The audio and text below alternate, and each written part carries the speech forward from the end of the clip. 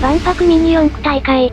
正式名称は、製造業対抗ミニ四駆大会、ザ・クラフターズカップ。この大会、製造業対抗と言いつつも、学生やニコニコ技術部も参加のクロスオーバーマッチ。今回はこのレースへの参戦記をお届けする。参戦にあたりまずは情報収集から、と思ってウェブサイトを閲覧。技術を見せる技術者の戦い。なるほど、これは熱いですね。日程は2日間。ちなみに26日は三輪からし、27日は私が参戦。ものづくりの楽しさを次世代に伝える場。素晴らしいじゃないか。ルールは、改造は自由。それってつまりルール無よ。ルールブックを見てみると、自社、自分の技術を一つ以上入れること。ボビーという無線操縦ユニットで速度を制御できること。重要なのはこの2つで、コースを走行するための寸法制限や、ボビーを壊さないためのモーター制限があるものの、それ以外はほぼ自由といった感じ。次にコース。主催者様の動画を見ると、まさかの手作り4階建てコース。しかも時間経過で左右に分かれる分岐ギミックや、ジャンプによる分岐もある。これはかなり面白そう、と思ったら、コーナー直前に突起だと？これはあれですね。なかなか個性的なサーキットですね。これらの情報を踏まえて参戦マシンをこしらえる。以前作ったサスペンションマシンを使うか、新規にマシンを開発するか、と考えたのだけど、ここでふと思った。ミニ四駆とは？コースもマシンも完全オリジナルとなると、ミニ四駆要素が見当たらなくなってしまう。ので、ここは一つ真逆のアプローチで行ってみよう。つまり最もミニ四駆らしいミニ四駆をベースにする作戦。というわけでレーサーズボックスをオープン。あった。小学生の頃に丹精込めて作ったネオトライダガー GMC。これ以上にミニ四駆なミニ四駆はこの世に存在しない。古いクリアーボディを裏からマジックで塗り、ドレスアップステッカーで仕上げてある。シャーシは懐かしのスーパーワンシャーシ。こいつをベースに今の自分の技術を盛り込む作戦。というわけで改造を開始しようと思ったら、大会で使用する無線操縦機、ボビーが届いた。先にこいつのチェックから始めよう。中身はこんな感じ。左がコントローラーで右が受信機。ノーマルのミニ四駆に搭載。あ、このマシンもスーパーワンシャーシだけど、さっきのとは別のマシン。わかりにくくて申し訳ない。電流が流れる経路に端子を挟むことで、モーターの出力を無線で制御できるようになる。ボディを乗せるとこんな感じ。動作テストなので適当な輪ゴムで仮止め。動作確認いってみよう。まずは受信機の充電。ケーブルを挿すと LED が点滅する。LED の光り方で充電状態を確認することもできるけど、この状態でコントローラーの電源を入れると、自動でペアリングされ、充電完了までの残り時間が表示される。あとちょっと。3、2、1。充電完了。早速動かしてみよう。よいしょ。あれ？動かない。あ。マシンのスイッチ入れ忘れてた。スイッチオン。改めてテスト。おー、動いたぞ。オンかオフのスイッチ式ではなくて、細かい調整も可能みたい。実際に走らせてみよう。というわけで JCJC でテスト走行行ってみよう。スイッチオン。ゴー。お、走った。なるほど。出力 100% 付近では威勢が良いけど、80% くらいだと止まってしまいそうになる。ちなみに JCJC を走る分には、ずっと出力マックスで問題ない。この感じどこかで、あ、ラジ四駆だ。ミニ四駆大会に出場するつもりが、ラジ四駆大会に出場していたとは。さて、今度こそ出場マシンの改造に着手したいのだけど、本番コースは動画でしか見たことがないので、正直どんな改造をすればよいのかわからない。特にジャンプ台やコース上の突起は、せめてサイズ感だけでもわからないと対策が難しい。と困っていたら、クラフターズカップ経験者のあずや氏が、コースの詳細を教えてくれた。ニコニコ技術部は個人のフットワークの軽さに加え、チームとしてのメリットも兼ね備えている。我々は、ちょっと待って。これエグすぎませんか？アズヤ氏からの情報をもとに、3D プリンターで召喚。JCJC をちょっと改変し模擬コース完成。外レーンは特製ジャンプ台。中央レーンはウォッシュバーン。内レーンは魔の爪。と、レーンごとに各セクションを再現。これで練習走行ができるようになった。ノーマルマシンで試してみよう。まずは一番難易度が低そうなウォッシュバーンから。ゴー。なるほど。たった2ミリの板だけど結構はー。スローで見ると、板に弾かれて飛んでいるのがよくわかる。このコースの壁は5センチだけど、本番コースは3センチなのでさらに厳しくなるぞ。次は魔の爪。ウォッシュバーンよりも高い3ミリの突起。これはかなり減速しないと越えられない。おお。あ。スローで見ると、速度は遅いのにバランスを崩している。からの見事な壁走り。さすがネオトライだが。ところで内側レーンが周回できないことに、なぜ気がつかなかったのか不思議すぎる。というわけで魔の爪を中央レーンに移設。最後はジャンプ台。速度を良い感じに調整できれば、ノーマルでも超えることはできるけど、大きく飛んでショートカットコースに入るのは難しそう。どのセクションも、速度を落とせば通過できるけど、これらをなるべく速いスピードで、かつ安定して超えられるマシンに仕上げる必要がある。というわけで改造を開始する。通常のミニ四駆がベースなので、基本方針としては、タイヤ、ローラー、バンパーを改造し、各セクションを攻略できるようにしたい。まずはタイヤ。3ミリの突起をスムーズに通過したいけど、市販パーツで実現するのは難しい。ふわふわエアレスタイヤが最適なのでは？以前ストリートミニ四駆用に開発したエアレスタイヤ。アスファルト上に小石があってもスムーズに走れるので、今回のトラップも難なく攻略できるはず。というわけでタイヤはこいつに決定。いろいろな状況に対応できるように、サイズや硬さ違いでいくつか用意した。次にローラー。以前ジャンプ競技をやった際に優秀だったのがこちら。下側がテーパー形状になっているので、ジャンプの着地で壁に乗り上げても、スムーズに復帰できる。ただし重いのがネックなので、自作してみた。もろちんこれは NSK ベアリング。重量は市販品より約 59% 軽量に仕上がった。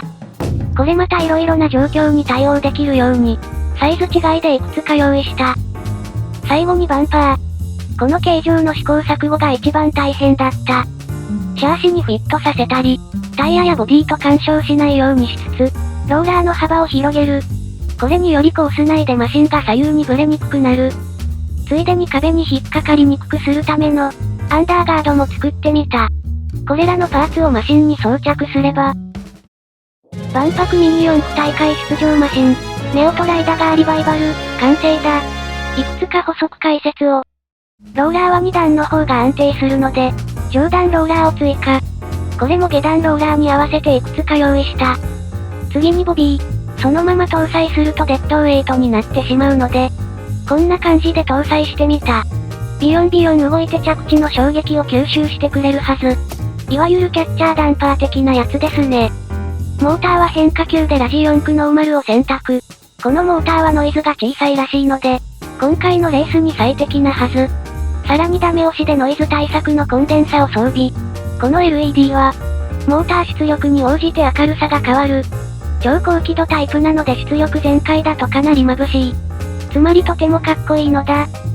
マシン重量は 129g。ボビーがついている割には軽く仕上がった。シェイクダウン行ってみよう。スイッチオン。まずはウォッシュバーンと魔の爪をテスト。ゴー。速い。ラジ4駆ノーマルってこんなに速かったっけ？そしてこの速さでも飛び出さない。スローで見てみよう。スタート直後のウォッシュバーンは少し跳ねている。しかしスピードが乗った2周目以降は、むしろ跳ねが少なくなっていて、魔の爪も難なく通過している。一番厄介なトラップの無効化に成功してしまったかもしれない。これでジャンプ台がうまくいけば、もはや勝ちは確定したようなもなー。意味わからんレベルでフロントが浮いてしまっている。ので、こうじゃ。ボビーダンパーをフロントに移設。ミニ四駆界の物理法則では、なぜか重いものほど早く落ちるのだ。これでリトライ行ってみよう。果たしてジャンプ姿勢は改善されるのか。おお、なかなか良いのでは？スピードを変えながら色々な速度域でジャンプしてみる。結構な速さでコーナーギリギリまで飛んでも、綺麗にコースに収まっているぞ。今度こそ勝ちは確定したようなもの。あ。極端な操作ミスをすると失敗することもあるけど、おおむね安定してジャンプできるようになった。壁に乗り上げてもテーパーローラーが良い感じに効いている。これで機能面は仕上がったので、最後に大事な改造を。各所にステッカーをペタリ。これも大事なチューンなのだ。ちなみにゲート系のギミックへの衝突を考慮して、低反発スポンジタイヤのガードもつけてみた。これで準備が整ったのでいざ大阪へ。万博会場に到着。おお、これが特設サーキットか。どれどれ、事前情報通りかな？これは、左右分岐の前にとんでもないトラップがある。ウォッシュバーンは大丈夫そう。と思ったらまさかの壁にもウォッシュバーン。マシン幅を狭くせねば。間の爪は、3ミリどころの騒ぎではないぞ。6から7ミリくらいありそう。これはまずいことになった。私のマシンは一番大きいタイヤに変えても、アンダーガードの高さが約 3.5 ミリ。それ以上の突起は直接アンダーガードに当たってしまうので、突起を無効化するタイヤの機能を無効化されてしまう。まあ左右分岐から間の爪まではスピードが出せるので、アドバンテージはあるはず。アズヤシのテスト走行が始まったのでスローで撮影。やはり分岐前の爪がえぐい。もう一周。今度は外コース。速度を出すとウォッシュバーンが火を吹く。とんでもない高難易度コースだな。いよいよ大会1日目が開幕。劇的なレース展開は見分からしの動画でご覧ください。私は自分のブースで展示と販売をしつつ、ちょっとだけニコ生の配信に出演。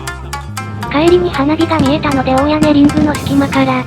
ところで大屋根リング周回ミニ四駆レースをしたいのですが、どうにかなりませんか？前日にコースをチェックし、マシンの修正内容はほぼ確定しているので、余裕しゃくしゃくで会場入り。展示の準備をして練習走行をしていると、なんと練習走行中に間の爪が追加された。1はバックストレートの終わり。私のアドバンテージが。というかこれまともに走れるのか？走れるもんなら走ってみろ。と言わんばかりの超高難易度コースになった。面白い、受けて立とうじゃないか。と言いつつ、練習走行で4階から落下。LED を破損しビビる私。本番での落下ダメージを軽減するために対策を施す。最も重い電池をリチウムイオンとダミー電池に変更。マシンが軽いとトラップで弾かれやすいけど、落下破損で一発アウトは避けたい。そしてリチウムイオンと謎に速いラジ4駆モーターだと、速度超過ですぐ吹っ飛ぶので、モーターは通常のノーマルモーターに変更。その他の細かい修正も終わり、いざ予選レースへ。トーナメント表はこんな感じ。順調に勝ち上がれば、予選、準決勝、決勝と進むことができる。いよいよレース開始。ここで皆さん気になることがあるかと思います。そう、このスタイルで行くのかについて。実は視界をクリアにする裏技もあるけど、あえてこのまま行くことを選択。ちょっと無謀な気もするけど、先日ためを自死に勧められた、レッドラインを見てしまったんですね。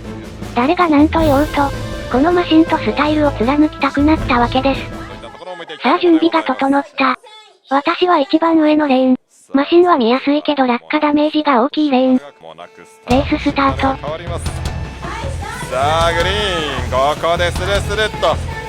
心配はありつつも、これは早いですね。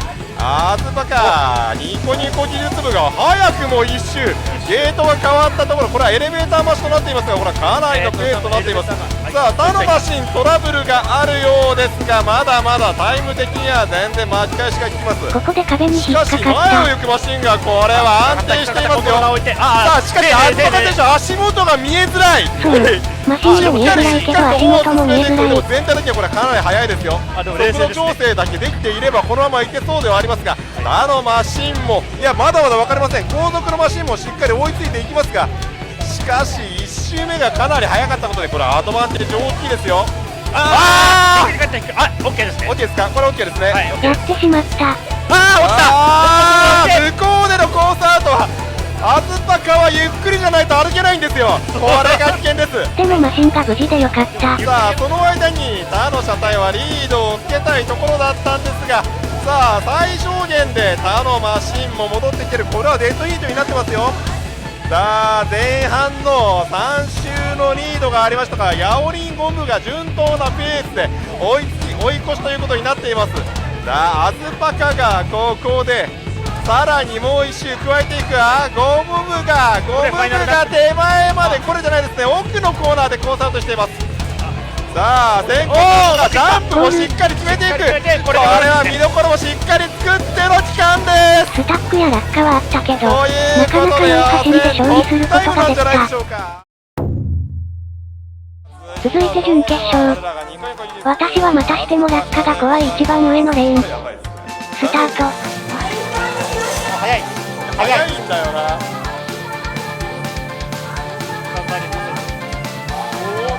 そもそも操作も割とうまいんだよな。うまい早くも1周ですよ。残りの3台はおそらくですけど前が速いのは焦りが出ちゃってますね。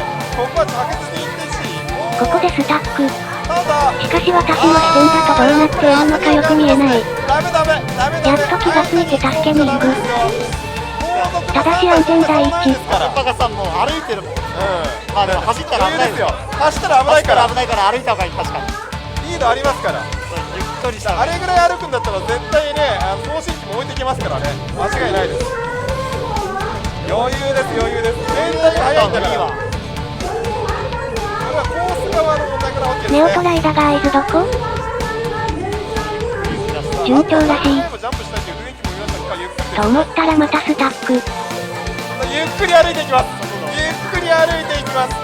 でも今緑色のレーン、そうです、追いついていってますよ。タスさんがかなり遅い。ファンタスがこれもう2周をもう経ているわけですから、これアルパカファンタス基本的に変わらないところまでもう来てますね。し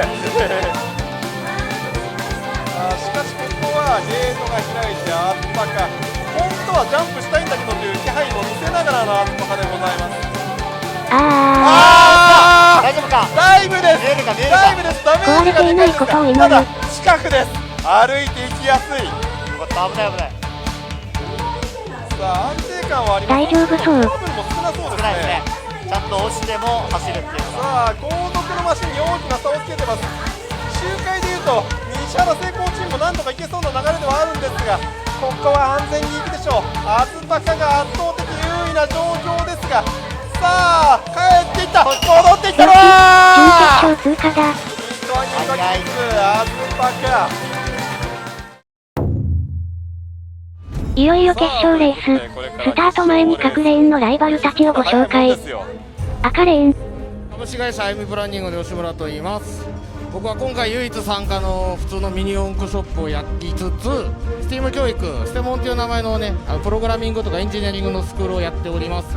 ものづくりとプログラミング、そしてこういう遊びをね、融合させたような会社をやってます。今日はミニ四駆屋さんらしく全てタミヤ純正の部品で、6輪駆動サスペンション付きのマシンで挑みますので、ぜひよろしくお願いいたします。青レーン。東京科学大学です。こちらのミニ四駆の方、サメを意識しておりまして、ちょっとタイヤが光ってるのも某映画の方からちょっと引っ張ってきたようなものになるんですけど、これちょっと走るときにモーターの方に電流がめちゃめちゃ食われまして、LED の方は光らないんですけど、ちょっと走りだけを楽しんでいただければいいかなと思います。緑レーンは省略しまして、黄レーン。大阪工業大学と書いてるんですが、私たちのチームはですね、魔改造チームっていうチームで岩水さんと一緒にペアを組みまして、機体作りました。今回チタン加工しましたですね。両極参加してですね、被膜の方も、虹色についてますので、すごくかっこいい機体に仕上がったと思います。頑張ります。どのマシンもこだわりがあって素晴らしいですね。さあ準備が整った。スタート。さあシュナイライト一気にに速度で稼いでいきますが、無理やり力技で曲がっていきましたが、これは上から落ちたアイムクランニング、これはダメージも大きい可能性がある。そのあたりアズマカが前を取っていくか、アヤケンレインボー、そしてアズマカ、この2台が1周目をリード。アイムクランニングは最初の段階はどこが優位だったんですが、コースはとどまっていくか。さあ2台仲良く前方のマシンもコースアウト。さあアズマカが戻るのが遅い間にアヤケンレインボーが先行していく。マシン自体はアズマカのようなんですが、アヤケンレインボーは人のフットワークが軽い。さあこのままスムーズなペースでレースは進んでいくのか。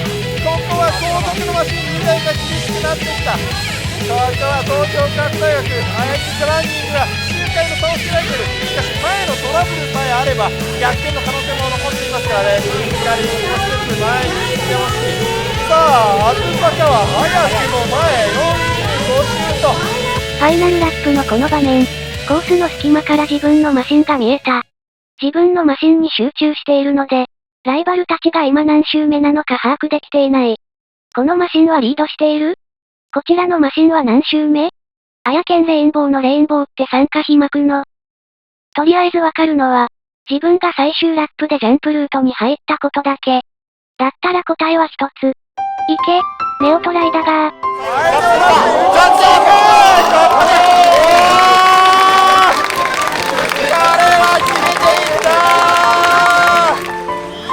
小学生の自分に、将来そのマシンで万博のレースに出て優勝するよ、と言ったら信じてくれるだろうか？